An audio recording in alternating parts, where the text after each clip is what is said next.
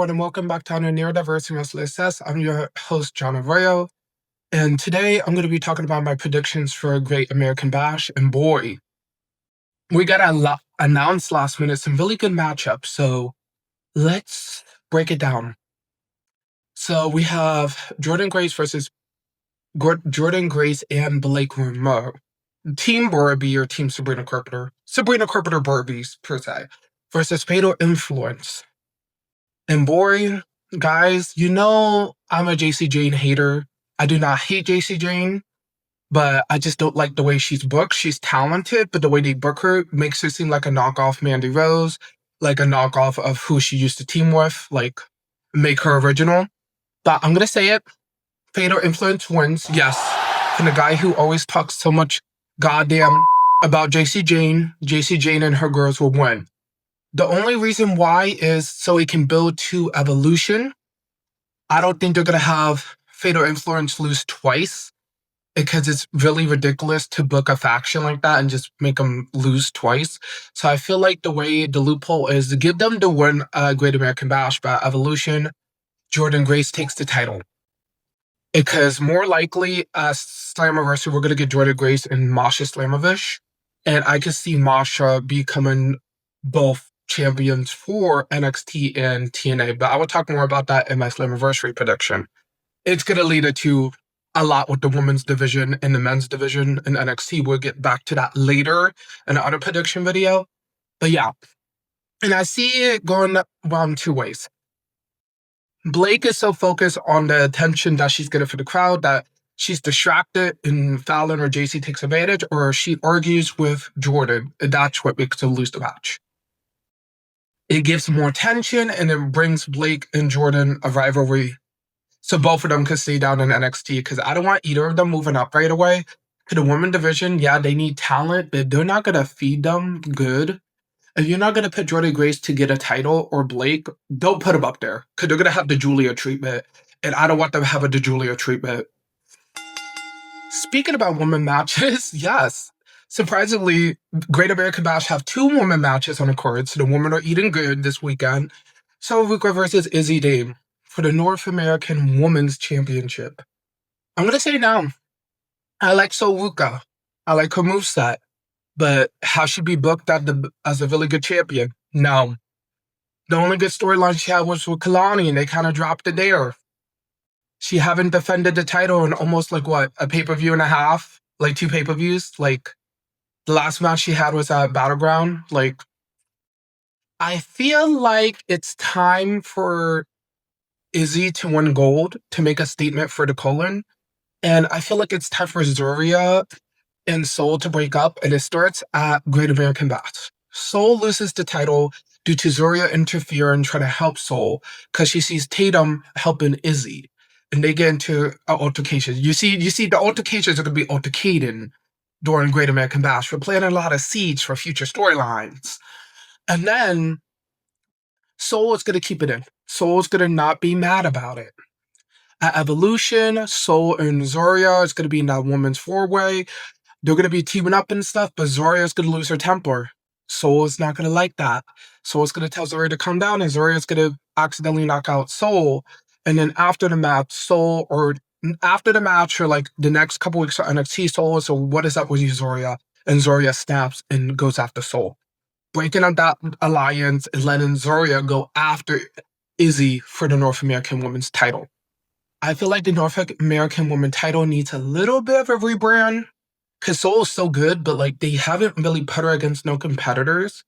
And if they do keep the title on her, have Zoria turn on her soon. Like, I don't see Zoria and her working. Yes, they do, but like, I feel like they would be better off going one-on-one. And then after that, boy, we have a match. We have Jasper Troy versus Jovan Evans. How do I say this nicely? I love Jovan. He's one of the best cruiserweights that the WWE have, but Jasper Troy is just built different. Guys, I've been seeing him in LFG. He just got signed to NXT. This guy is talented in multiple ways. They are going to push Jasper to the limit. They're going to push him to the stars. Jovan is going to get some good offense, but Troy's going to annihilate him, and he will be somewhere in the main event later in the night, and I will explain why. That's later.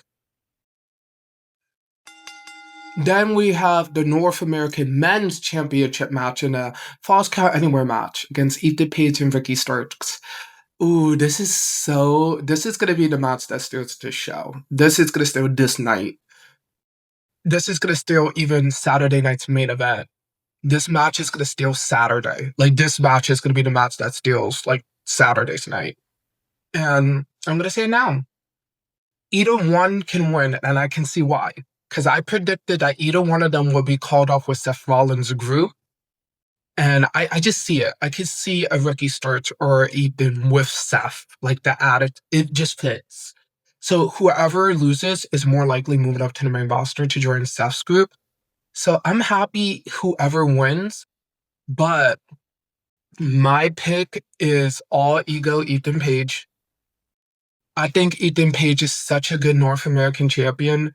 Let him hold the title a little longer. Let him cook with that title. Hey, let him go after the main title. I would love to see that. If they keep Ricky Starks still in NXT and not move him up right away, maybe have him go after the title, but most likely I can see Ricky Starks going straight up to the main roster as the extra person in Seth's group. I can see that as the fourth member of Seth faction. I can really see it. I can see Ricky doing his pose when Seth is laughing and the two big guys, Breaker and Reed, are right next to him with Heyman. I can see it. Like, it fits perfectly.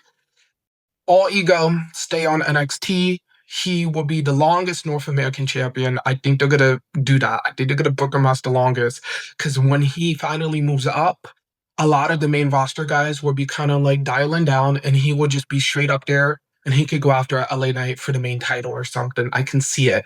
They're saving Ethan. So when, after everything this year kind of dials down, they put Ethan on the main roster, he will be one of the top stars. I can see it. Now on to the next segment. So I didn't really say match, because this is actually a segment. And it's kind of rare that we get a segment on a pay-per-view. But we have the contract sign-in for the Slammiversary match with Trick Williams, Joe Hendry, and Mike Santana. And boy, I'm just saying it right now. We're going to get a brawl. We are not going to get an easy contract sign-in. We're going to get clapbacks. We're going to get roast. I'm not surprised if First Class show up and AJ Francis go after Mike Santana. I'm not surprised if Wesley comes in and beats up Joe Hendry, and Joe Hendry and Mike have to fight him off.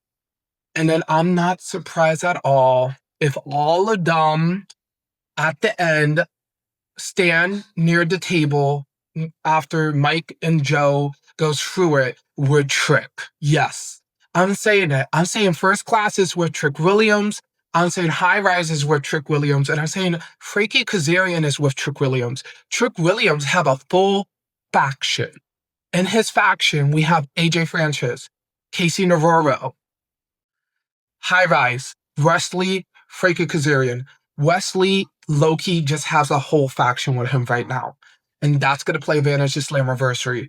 And then whoever, Mike and Joe are going to need to team up, and they're going to have some backup there. And that's going to lead into NXT/TNA War Games. And I'm saying that instead of stand and deliver, it's more likely we're going to get War Games. I can see it. They're planting the seeds. They are planting the seeds with this match, and they're planting the seeds with the women's Slammiversary match. I can see it, and I'm going to talk more about it at the Slammiversary review and predictions. But is that a prediction? It's a spoiler. We are going to get a crossover, like a Survivor Series. Maybe not War Games, but like a multi-man brand war. I can see it. I can see it. We're going to get it. We're going to get it, guys. I just feel it. It's in the grasp of our teeth, so be ready. And then the main event, Oba Femi versus Yoshi. Like what I said earlier, Jasper Troy ain't done. So Yoshi and Oba is going to have a really good match. It's going to be a big brawl. We like a big brawl. Josh Briggs is going to be on outside. I feel like Oba is going to tease Josh, so Josh is going to try to help Yoshi. That's not going to really work. And then Jasper is going to take out Josh. and then maybe Yoshi's going to take out Jasper, and then that's how Oba retains. Because I don't see Oba losing the title. Yoshi is my favorite wrestler right now in NXT, but I don't think he's ready for the main title.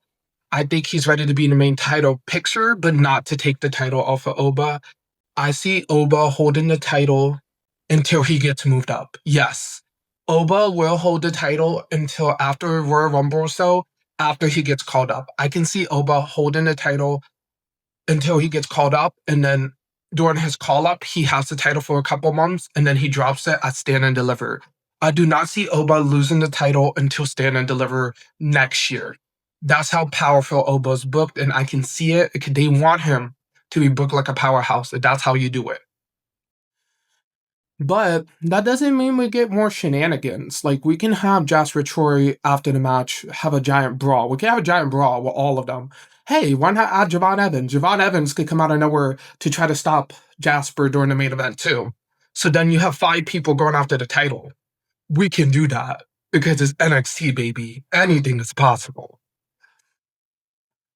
I have a speculation. I feel like we're maybe gonna. I don't know. I have a feeling. I have a gut feeling. You guys know, like when you watch wrestling, you have this gut. I feel like we're gonna get something we least suspect during Great American Bash, because the way that they just put it right next to Saturday Night's main event and Evolution is making me feel like they have something planned to go against AEW. I think they have a couple people signed or a new person signed, and that new person will debut in the crowd at all Great American Bash, or that we will have them debut during one of the matches after, like how Blake Monroe did. Lights go out, we see the newest signee. I can see that as well. That's why I'm hyped for Great American Bash, because I feel like, I don't know if you guys noticed, but backstage during the NXT, I don't know, like some of the vignettes, I think I've been seeing some little hints of something. So I feel like maybe we're going to get some new people in NXT soon. Maybe we're backstage vignettes during the pay-per-view. I mean, PLE. I don't know. I just feel it. So that's my predictions, guys. And I feel like that's going to just be a build-up for Slammiversary. Because I'm going to talk about Slammiversary, but guys, when I get to Slammiversary predictions, you guys will understand what I mean. You need to see the vision. NXT and TNA are doing a crossover, not with shows, but they're about to have a faction war. And you guys have to pick what side are you on. Are you on Team NXT or Team TNA? Because guys, war is about to break out soon. The locker rooms cannot stay calm for long. And I cannot wait. So please drop kick that notification bell, powerbomb that like button, and super kick all your notifications. And please elbow drop us and share us using the elbow drop. Come on, guys. It's so hype. This week it's going to be so impactful. So let's go. And I'll see you guys next time.